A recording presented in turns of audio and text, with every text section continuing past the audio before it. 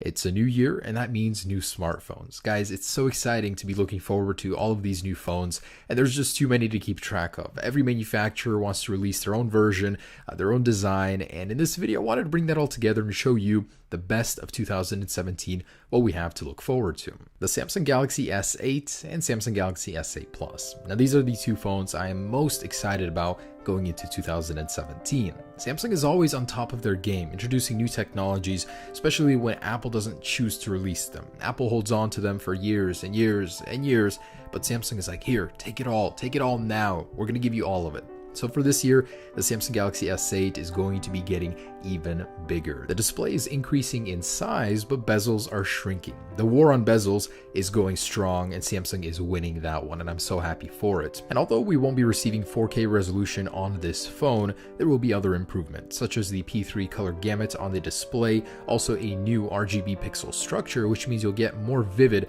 and brighter colors on that display. I just cannot wait for it. I'm an Apple guy, but Samsung always manages to get me excited. Now, a new leak actually shows that the display will be curved on the edges, just like the Mi Mix, so that's a very exciting change. It will be one of the sexiest phones in 2017, I'm almost sure of it. And sure, on paper, the Samsung Galaxy S8 will be amazing. It'll have so much improved technology, but the real showstopper is going to be the iPhone 8. A lot of people are going to pay attention to this one just because it will be such a radical change in design from what we're used to. We've had 3 years of the same looking basic design. The iPhone 8 is going to improve upon that with a new change to the design. So glass front and back, inspired by the iPhone 4 and 4S, with major improvements to the display. The flagship iPhone 8 model was said to receive an organic LED display. That means a lot brighter, more vivid colors. Not only that, it allows for a more efficient phone, and it can allow for a thinner design as well. Not that Apple needs to go thinner,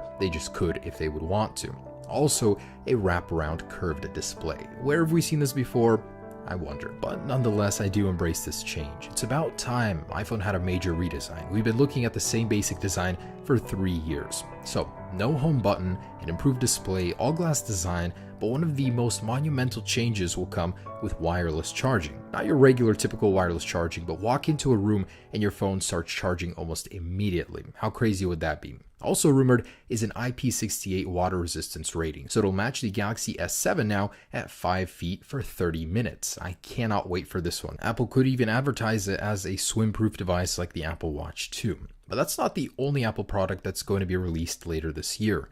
Also, the iPhone 7s. So although the iPhone 8 will be the larger flagship model, Apple will want to introduce 2 cheaper models as well for everyone that doesn't want to go all out. Now these will be an LCD equipped iPhone 7 upgrade. Basically the S means speed. So it'll be a much faster version of the iPhone 7, but mostly internal changes. Although it is said to receive a stainless steel chassis, it'll be the same overall design. It's unlikely that this model will have wireless charging, but it'll basically be a simple upgrade for people that don't want an organic LED curved edge iPhone. It'll be a more sensible phone for daily users. I know for the optimists out there, this one will not have a headphone jack. Once Apple's made a decision like that, they're not going back. It'll keep the home button just like the iPhone 7. Most of the changes again will be in the speed department, so expect some major improvements there, possibly the A10X chip from the iPads, although it's likely it could share the same chip with the iPhone 8, just keep most of the same design. And believe it or not, the Samsung Galaxy Note name will live on, so Samsung is not giving up on that brand just yet. Rising from the ashes of the Galaxy Note 7, like a phoenix, the Galaxy Note 8 will do much better and improve upon where the Note 7 failed. So the very first thing, obviously, is the battery issue. This time around, Samsung is going to be using LG's batteries, as they haven't had any issues with those, and this could actually be Samsung's first smartphone with a 4K display. Samsung usually likes to introduce the more complicated, advanced tech with the Note series, and this year we could be seeing the very same thing. Also, the new S Pen 2 with a built-in speaker, possibly to produce some kind of noise, or like mimicking an actual pen, possibly. And as always, this is Samsung's powerhouse, so they want to make sure it is powered properly. This time they will be using the Snapdragon 835 processor, Exynos in certain markets of course, and 6 to 8 gigabytes of RAM. No businessman has time for lag. And man, LG does not like to give up. So the G5, this was a smartphone that didn't do particularly too well. It was that modular phone that you can actually swap out the bottom for and introduce these new features. Now, it was a great concept. Why would this phone fail and not sell very well? Well, the only problem was with a phone like this, where the whole marketing scheme is that you can add modules to the phone.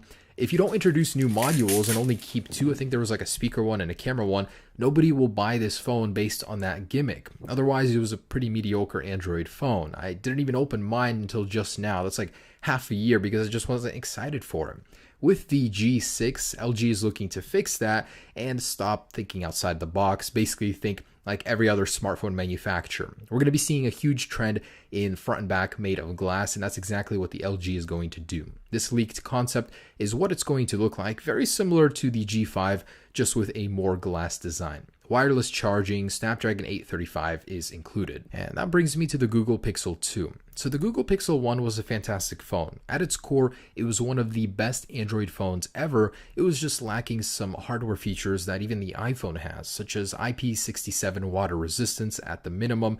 The camera was fantastic. That was a big plus to Google. But later this year, the Google Pixel 2 is said to be shipping with a dual camera sensor, as that is superior. It's going to have IP68 water resistance as well, as the first one didn't, and an all-glass design to allow for wireless charging, and very possible a QHD display. So although the Google Pixel 1 was great, these areas the Google Pixel is going to improve on and make for a much better stock Android phone. The Snapdragon 835 and 6GB of RAM is rumored. So concepts that have leaked or renders have shown a glass back design that would allow for wireless charging and a more tougher look for the borders. I actually do kind of like it. So that's the Google Pixel 2. And that brings me to the next OnePlus phone. I mean, it should be called the OnePlus 4, right? The old one was OnePlus 3 and 3T.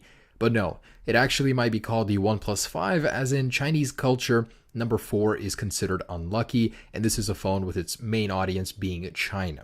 But I gotta say, OnePlus as a company is fantastic. They make sure you can get the best possible experience. They have really fast software updates, and the hardware is always top notch for a very reasonable price. And which other smartphone manufacturer do you know of that releases an update halfway through its cycle just to make the CPU faster, as they did with the 3T? This one is rumored to have the Snapdragon 835 and a massive 3500 milliamp battery, and of course the next generation dash charge that'll allow you to get so much charge just within 15 minutes, over 50%. This is a phone that competes in the mid-tier price range, but it's a bargain. These phones can usually put high-end models to shame. And this could finally be the year the future arrives with foldable smartphones. Late this year, Samsung is set to release its smartphone that can fold in half to serve a dual purpose, both a tablet and a smartphone. They've been developing this for 4 years, and this could finally be the year we could see it in our hands. Now, the run will be limited to 100,000 units, as it's more of a concept, testing the waters, seeing how people react to a phone like this.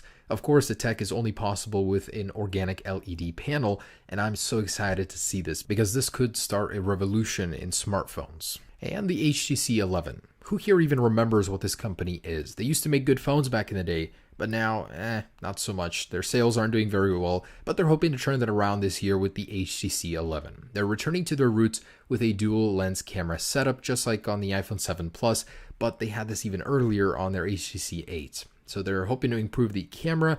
The design itself could have a wireless charging compatible back with a glass design, and in general, they will be evolving the design that they had before. This is a leaked concept of the HTC 11. Nokia. Look who's back. They finally decided to pull their head out of Microsoft's ass and release a real Android phone. It's no wonder this thing sold out within a minute when it went on sale in Chinese markets. Now, this is a budget phone. It's about $250. But for the price, it's quite amazing what they managed to stuff inside of it. A Snapdragon 830 chip that's octa-core, and it's even better than the Snapdragon 821. It also does have an Adreno 505 GPU, so it's pretty well spec'd. Also, durability is still on the table like the older 3310. It has a Gorilla Glass 2.5D screen, which is very durable, but at the same time very aesthetically pleasing. It's already out in China, but it will hit the US market within a few weeks. So that's the Nokia 6. Actually pretty excited for this one. And the very last one is the Xiaomi Mi series. So whether it's the Mix 2 or the Xiaomi Mi 6, This brand is actually ahead of its time. Known once for copying Apple, they're outdoing them now. They're using ceramics in materials, bone conducting earpieces for calls, and even laser technology in the cameras. It's amazing how far ahead of the game they are. It's just not implemented totally well with the software. I wish they would introduce a better skin or just a stock Android ROM with it. Otherwise, I'm very excited for what this phone company has to bring. I mean, look at this thing. It's a slice of the future. The borders, no bezels, it's just stunning. I cannot wait to see what they bring out next. And that's just a quick preview of the smartphones we have to look forward to. I'm really liking the trends I'm seeing. Water resistance, wireless charging, larger displays, less bezels, and a huge increase in speed. So I cannot wait to share all of these with you on my channel. Stay tuned for all of that, and I hope you enjoyed this video. Peace.